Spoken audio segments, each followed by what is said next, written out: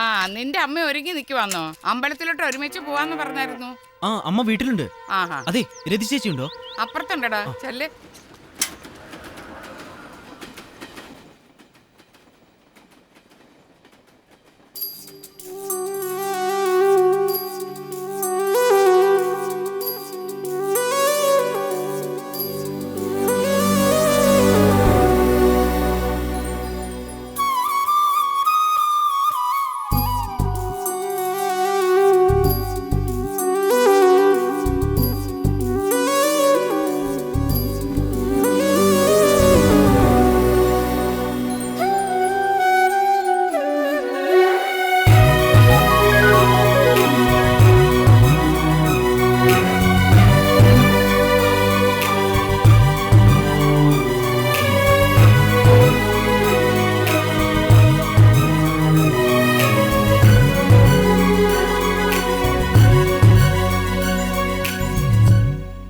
രതി ചേച്ചി, ഓ, പുസ്തകവും വീക്കിലും കൊണ്ടുവന്നിട്ടുണ്ട്.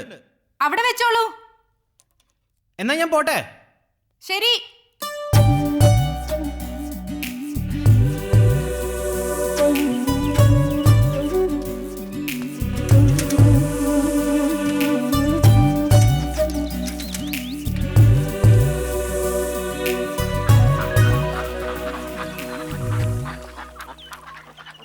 വിളിക്കുന്നിടത്ത് വരും, പറയുന്ന പോലെ ചെയ്യും. ആര്? ആരെയും. മഹാറാണിമാരെ പോലും ഈ വിദ്യ പ്രയോഗിച്ചിട്ടാണ് പഴയ മഹാന്മാര് കയ്യിലെടുത്തിട്ടുള്ളത്. എന്ത് വിദ്യ? വശ്യം. വശ്യം? ഭസ്മം. എന്ത് ഭസ്മം? മന്ത്രഭസ്മം. വശീകരിക്കാനായിട്ട് നോട്ട് കെട്ടിരിക്കുന്ന പെണ്ണിനെ അതുകൊണ്ടൊരു കുറിയിട്ട് ഒന്ന് നോക്കിയാൽ മതി. അതുപോലെ അവൾ ഇങ്ങോട്ടും ഒന്ന് നോക്കണം. സംഗതി ഏറ്റതാ. ആ പിന്നെ അതിനൊരു മുറയൊക്കെ ഉണ്ട്. കുളിച്ച് ശുദ്ധമായിട്ടേ ഭസ്മം തൊടാവൂ. തൊട്ടാ പിന്നെ അവൾ ആ കുറി കാണുന്നത് വരെ കമാന്നൊരു അക്ഷരം ഉരിയാടാൻ പാടില്ല. രാത്രി പോയി വിളിച്ചോ, ഉറക്കപ്പായം എഴുന്നേറ്റ് വിളിപ്പുറത്ത് വരും. വന്ന് വാലുവാട്ടി നിൽക്കും. എവിടെ കിട്ടും കൊച്ചുമണി ഇത്? ഏത്? ഈ പറഞ്ഞ ഭസ്മം ഉണ്ടാക്കണം. എങ്ങനെ? കുറച്ച് മെനക്കേടുണ്ട്. പറ. എണ ചേർന്നിരിക്കുന്ന ഓന്തില്ലേ, ഓന്ത്, അതിനെ ചാണകം എറിഞ്ഞു പിടിക്കണം. അതും ചെന ഇളകി നിൽക്കുന്ന പശുവിന്റെ ചാണകം കൊണ്ട്. ചാണകത്തിനുള്ളിലിരുന്ന് അതങ്ങ് ചത്തോളൂ. അതിനെ പൊതിഞ്ഞെടുത്ത് മച്ചിത്തെങ്ങിന്റെ ഉച്ചി കൊണ്ടുവച്ചുണക്കി പൊടിയാക്കണം. എന്നിട്ട് അതിലൊരു മന്ത്രമുണ്ട്. ആ മച്ചിത്തെങ്ങിന്റെ ഉച്ചി വെച്ച് ഉണക്കുന്നു. നടപ്പുള്ള കാര്യം വല്ലതുണ്ടെങ്കിൽ അത് പറ കൊച്ചുമണി.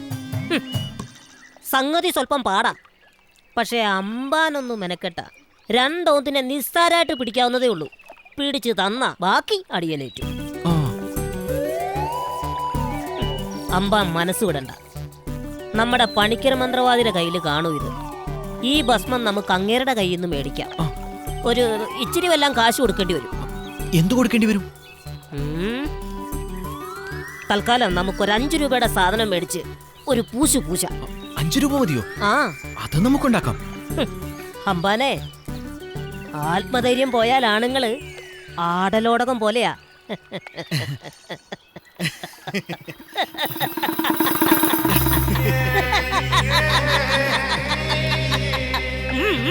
സ്വാഹ.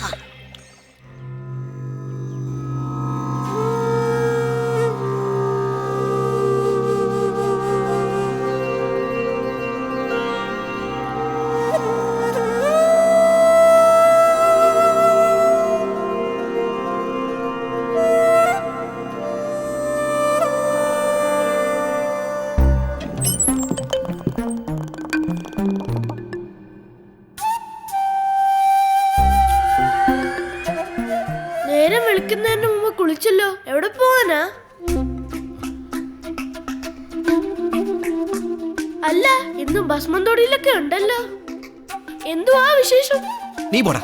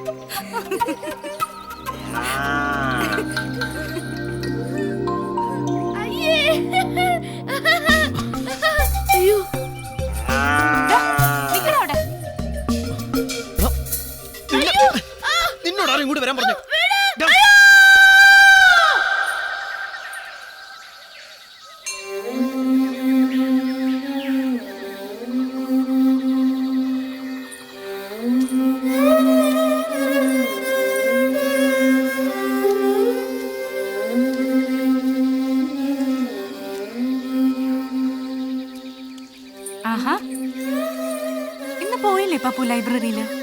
ഇല്ല.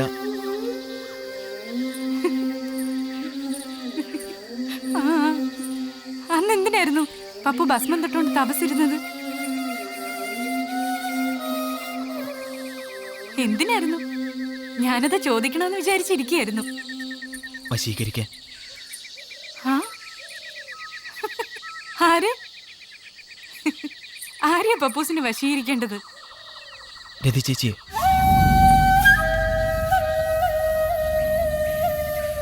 പപ്പൂസ്,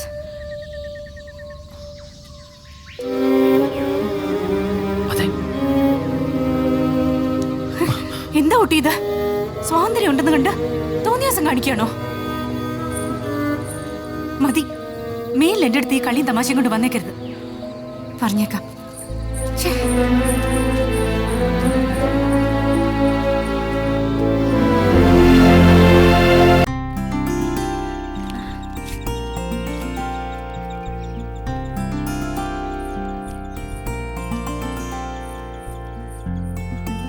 എന്ന് വരുമെന്ന് എഴുതിയിരിക്കുന്നേ? അടുത്ത ആഴ്ച ആളെങ്ങെത്തും. പോസ്റ്റ്മാൻ വന്ന് കയറിയപ്പോ മുതൽ ടീച്ചറുടെ വെപ്രാളം ഞാൻ നോക്കുമായിരുന്നു. അതുപോട്ടെ, കൃഷ്ണൻ നായർ എന്ന് വരുമെന്നാ എഴുതിയിരിക്കുന്നേ? തീയതി എഴുതിയിട്ടില്ല. ആ, ഇവിടെ ചേച്ചിക്ക് വെക്കേഷൻ തുടങ്ങിയ പിന്നെ ചേട്ടനോട് ഇരിപ്പുറയ്ക്കുവോ? പട്ടാളക്കാരന്റെ ഭാര്യ ആയാലുള്ള ആദ്യ വല്ലോ നിനക്കറിയോ? എന്റെ അഭിപ്രായത്തില് പട്ടാളക്കാര് കല്യാണം കഴിക്കാൻ പാടില്ല. ആണ്ടി 2 മാസം അല്ലേ ഉള്ളൂ ദാമ്പത്യം. ബാക്കിയുള്ള നേരം മുഴുവൻ അവനെ കുറിച്ച് ഓർത്തുള്ള ആദ്യമല്ലയോ. അതുകൊണ്ടാ മാമൻ കല്യാണം കഴിക്കാതെ നിന്ന് പോയെ. പിന്നെ അല്ലാതെ. കേട്ടോ ടീച്ചറെ, പണ്ട് ഞാൻ ബർമയിലായിരുന്നപ്പോ അന്ന് ഞാൻ ഇങ്ങനൊന്നും അല്ല. ഒരു 26-27 വയസ്സ് പ്രായം. വൈകുന്നേരം ആവുമ്പോ ഒരു ഷോർട്സും ടീഷർട്ടും ഒക്കെ എടുത്തിട്ടുണ്ട് ഒരു ഈവനിങ് വാക്കിന് അങ്ങ് പോവും. അങ്ങനെ പ്രാക്ടീസ്. നിന്നെ പോലെ ഒന്നും അല്ല അന്നത്തെ ചെറുപ്പക്കാര്. അങ്ങനെ ഇരിക്കുമ്പോ വരുന്നു ഒരു കല്യാണാലോചന. എവിടാ? ബർമയില്. അവിടുത്തെ രാജകുമാരി ആയിരിക്കും ആലോചിച്ചോണ്ട് വന്നത്. ഒന്ന് മതിയാക്കും മാമ ഈ പുളുവടി. ദേ, ആരണ്ടൊക്കെ മാമനെ അന്വേഷിച്ച് വന്നിട്ടുണ്ട്. എങ്കിൽ പിന്നെ അതൊന്ന് പറയണ്ടേ? നീ വന്ന് പറയാ, ഞാൻ എങ്ങനെ അറിയുന്നേ? വല്ല പ്രസാദകരും ആയിരിക്കും എഴുതി കൊടുക്കാൻ താമസിക്കുന്നുണ്ടാ. ഇത്തവണത്തേക്ക് മാപ്പ്.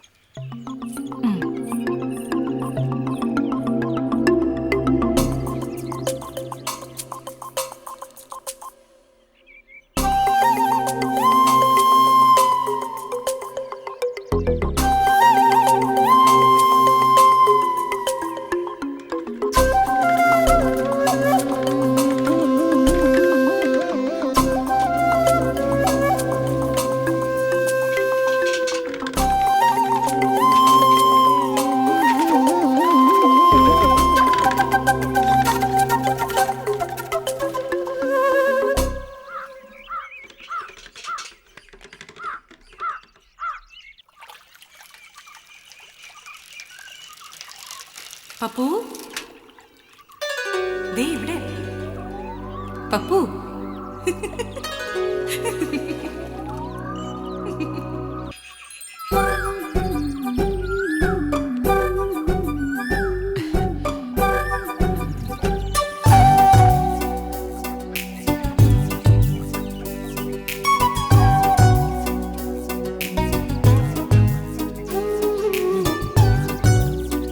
രതി ചേച്ചിയുടെ അമ്മയുണ്ടോ? ആ, പപ്പുവോ? അകത്തുണ്ട്, ചെന്നാട്ടെ. രതി ചേച്ചിയുടെ അമ്മേ.